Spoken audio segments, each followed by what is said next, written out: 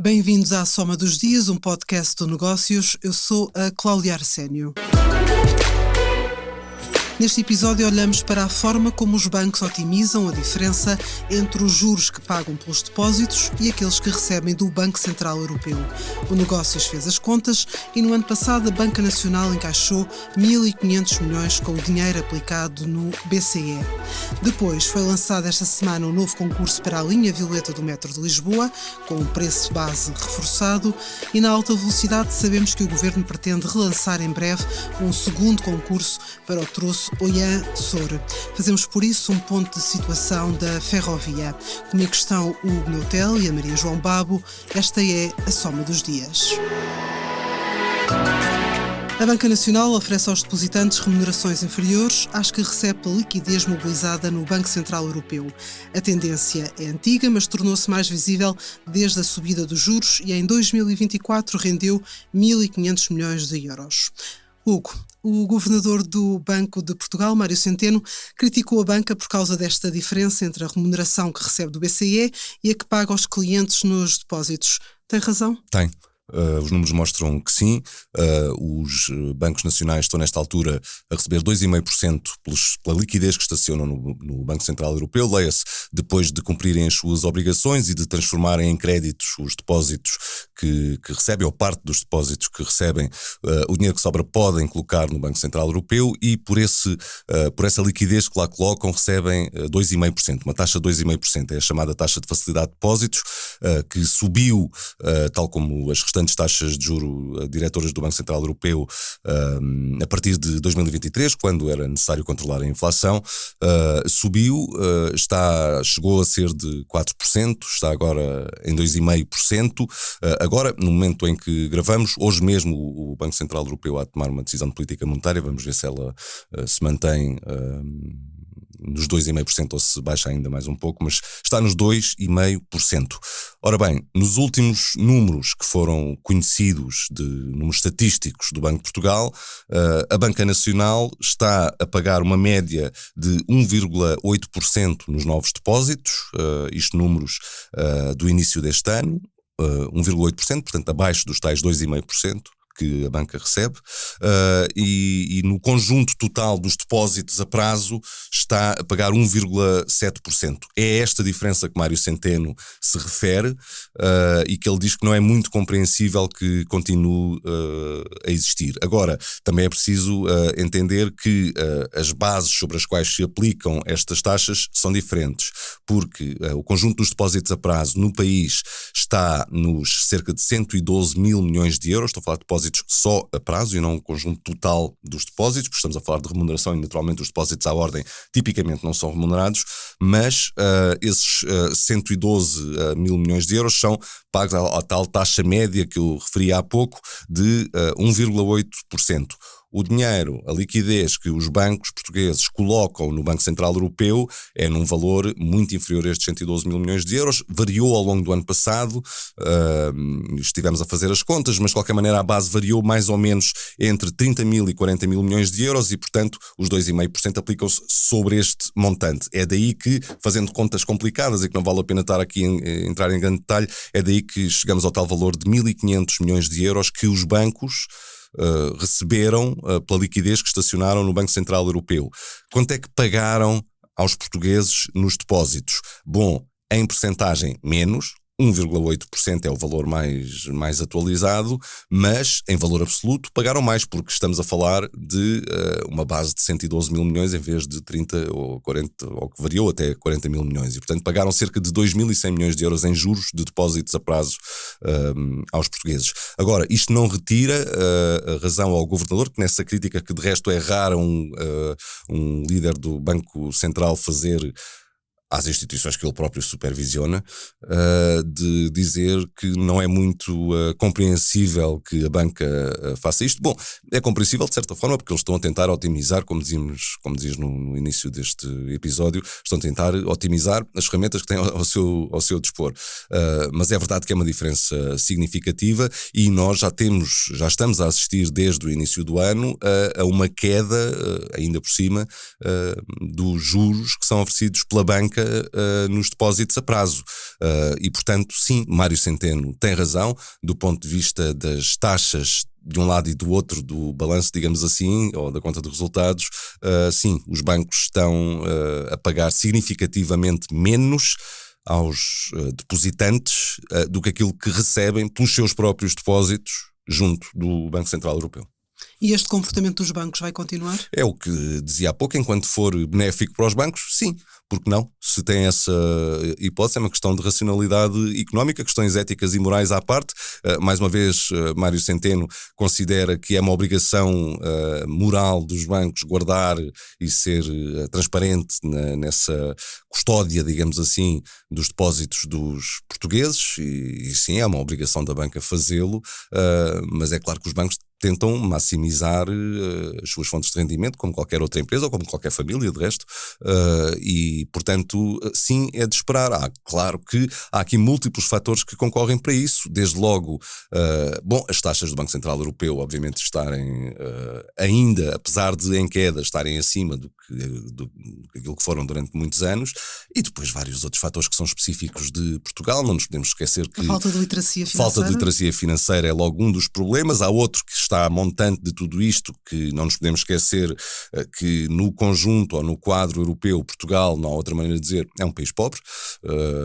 Temos 2 milhões de pessoas que vivem abaixo do limiar da pobreza e, portanto, não serão sequer a nossa classe média, seja isso o que for, não é? Porque nunca conseguimos definir muito bem o que é exatamente a classe média, mas a nossa classe média não é propriamente endinheirada, não há muitas pessoas que consigam poupar, e aquelas que há, por falta de literacia financeira, que muitas vezes origina receios muito grandes em relação a tudo o que não seja de capital garantido, tem uma potência muito, muito grande pelos depósitos a prazo.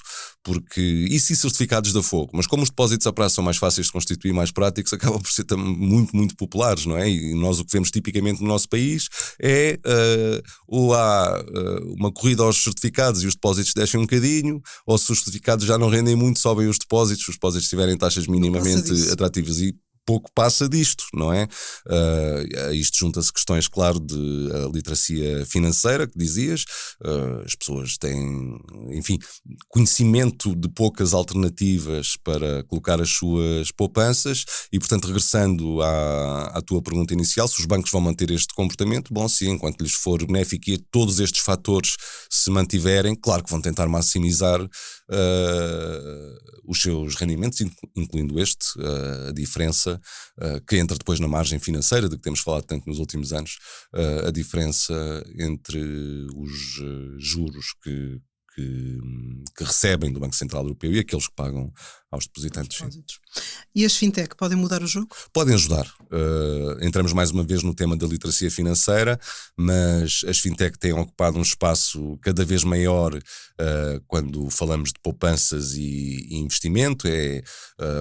Recuperando uma expressão que ficou célebre nos anos 80 em Portugal, é o capitalismo popular, não é? É uma forma simplificada que as pessoas têm de acederem a novas formas de poupança e investimento, e a verdade é que há muitas, enfim, não direi muitas, mas há pelo menos algumas fintech que prometem remunerações acima da banca tradicional. Há mesmo fintech, eu não quero aqui isolar nenhuma sob pena de deixar de fora depois também alguma que o faça, mas há fintechs que prometem seguir sempre ou oferecer sempre aos seus depositantes aquilo que o Banco Central Europeu lhes oferece a elas, e portanto há neste momento fintech que oferece os 2,5% que estão a receber do Banco Central Europeu, que é significativamente acima dos tais 1,8% que a banca está a pagar em Portugal.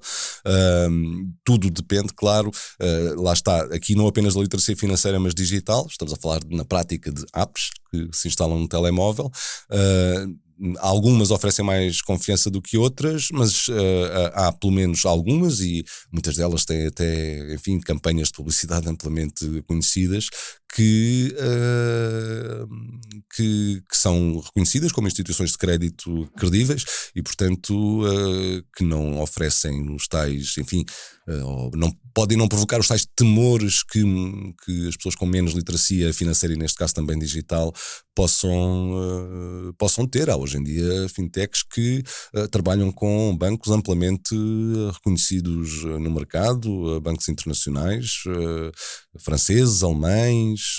Há fintechs através das quais, que não sendo elas próprias bancos, têm parcerias com bancos, o que significa que quando o cidadão coloca o seu dinheiro numa conta daquela fintech, ela está sujeita ao mesmo fundo de garantia de depósitos do que aqueles bancos parceiros. E, tipicamente não são bancos portugueses, mas são bancos reconhecidos, bancos grandes, e portanto elas podem ter aí um papel, sim, a transformar esse cenário e a promover, digamos assim, a popularidade do tal capitalismo popular e das formas alternativas de poupança e de investimento, sim. Olhamos agora para o metro e para a alta velocidade. Foi anunciado um novo concurso reforçado da linha Violeta e haverá, em breve, outro para o troço Oian-Sor, da linha de alta velocidade entre Lisboa e Porto. Depois de os primeiros terem ficado desertos, o Governo criticou esta semana aquilo a que chamou de suborçamentação dos contratos de obras públicas. Maria João, o que é que está a acontecer com estes concursos? O Governo criticou a suborçamentação nos contratos de obras públicas porque, na prática, o que quer dizer é que o valor da despesa que está a ser autorizada para estas obras e que, no fundo, vai definir o preço base, portanto, o preço máximo que estas obras podem ser adjudicadas, não é suficientemente atrativo para que as empresas, as construtoras concorram e apresentem um preço dentro desse máximo, que não pode ser ultrapassado sob pena de não poder ser adjudicado. O Ministro falava em concreto, o Ministro das Infraestruturas, da área da habitação, da alta velocidade e da própria linha Violeta do metro. E nós sabemos, no caso da habitação, houve notícias o ano passado de que 10% dos concursos lançados para a habitação acessível por parte das câmaras ficaram desertos. No caso da alta velocidade, a situação é um bocadinho diferente, porque o preço de 1,6 mil milhões de euros foi cumprido na proposta do consórcio Luz-Olave da Motengil, mas eles não cumpriram, foi o projeto técnico, isto é, para conseguirem encaixar no preço, fizeram uma proposta um pouco alternativa ao que estava previsto no caderno de encargos e a proposta acabou por ser excluída e, portanto, mais um concurso deserto. Na linha do metro, desta linha Violeta que foi agora relançada, segundo os próprios dados do Governo, as duas propostas tinham sido entregues pela Zagop e pelo consórcio da Motengil, ficaram acima do preço base 46%. E, portanto, quando nós falamos do preço base, ele basicamente, assim de uma forma simples, é definido pelos custos, não é, que a empresa vai ter, o que estão previsto que a empresa tenha, os custos unitários, os custos médios unitários, dos materiais, da mão de obra, etc., de outros custos que a empresa também possa ter e também de alguma margem de lucro. Ou seja, é por estes valores que estão a ser definidos que as empresas acham que não encaixam no preço. Mas há aqui outro fator importante neste momento, que é o próprio mercado. Porque há uns 10 anos, talvez menos, quando foi o programa Ferrovia 2020, começou a ser lançado e o setor da construção vinha de uma grande crise de falta de obras e, portanto, tinha perdido muitas competências naquela altura. E quando o Ferrovia 2020 foi lançado, começaram a ser os primeiros projetos, nós víamos concursos com 10, 12, 15 candidatos. E, portanto, havia pouca obra, portanto, as empresas estavam dispostas, se calhar, a sacrificar mais a sua margem para conseguirem ganhar essa pouca obra. Ora, hoje estamos exatamente ao contrário, não é? Temos ainda projetos do Ferrovia 2020 a andar, o PRR, já o PNI 2030, os projetos da habitação, e, portanto, o mercado também tem que pesar aqui qualquer coisa no valor que é definido, não é? E quais é que são as consequências desta suborçamentação? As consequências, primeiro, são estes concursos que ficam desertos e depois, como o próprio Ministro das Infraestruturas criticou, a perda de tempo que isso representa. E, quer dizer, as próprias construtoras têm avisado que estes preços que têm sido apresentados nestes concursos são desajustados à realidade. E nós vemos, por exemplo, em termos de perda de tempo, não é? Porque, no fundo, os concursos ficam desertos, é preciso aumentar esse preço base, portanto vai sair mais caro ao Estado do que inicialmente tinha previsto, e também se podem perder anos com isto. Por exemplo, o caso da linha Violeta do metro chegou a estar previsto estar pronto em 2026 Quer dizer, o concurso, ao ser relançado agora mais de um ano depois do primeiro que ficou deserto, está agora apontado para 2029.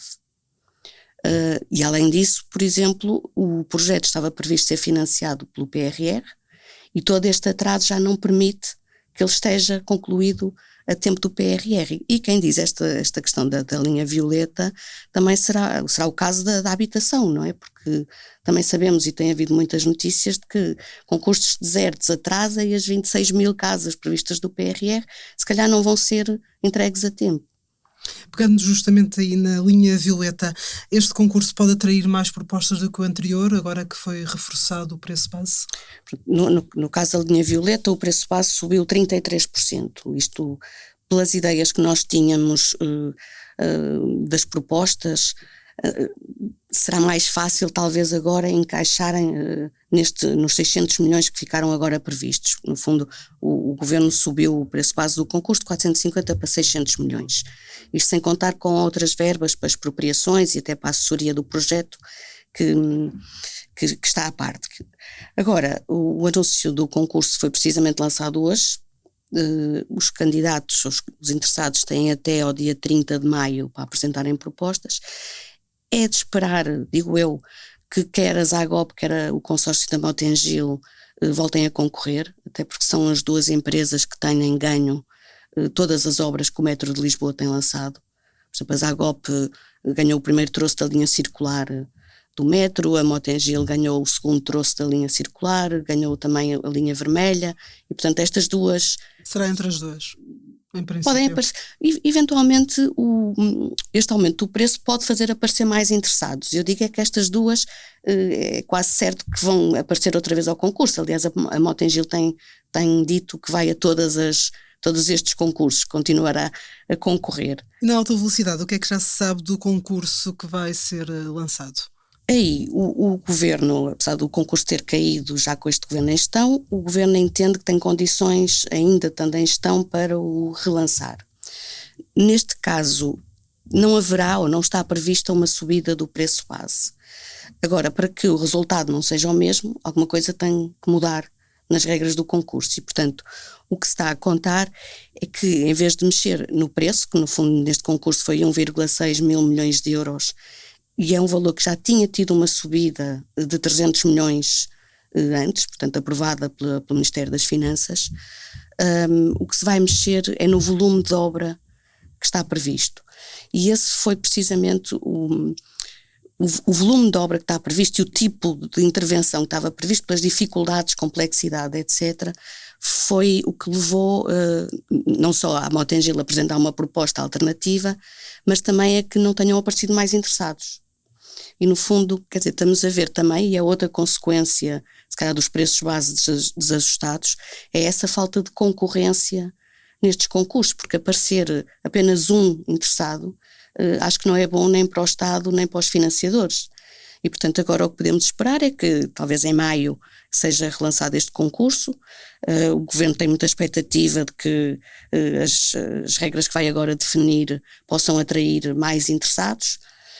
Também já começou a pensar em próximos concursos que o próprio modelo de contratação seja alterado e passe, por exemplo, a incluir a operação, no fundo, a que mais outro tipo de concorrentes possam aparecer e, no fundo, tentar evitar que estes concursos fiquem vazios e, no fundo, o país continue a perder tempo, eventualmente financiamento comunitário.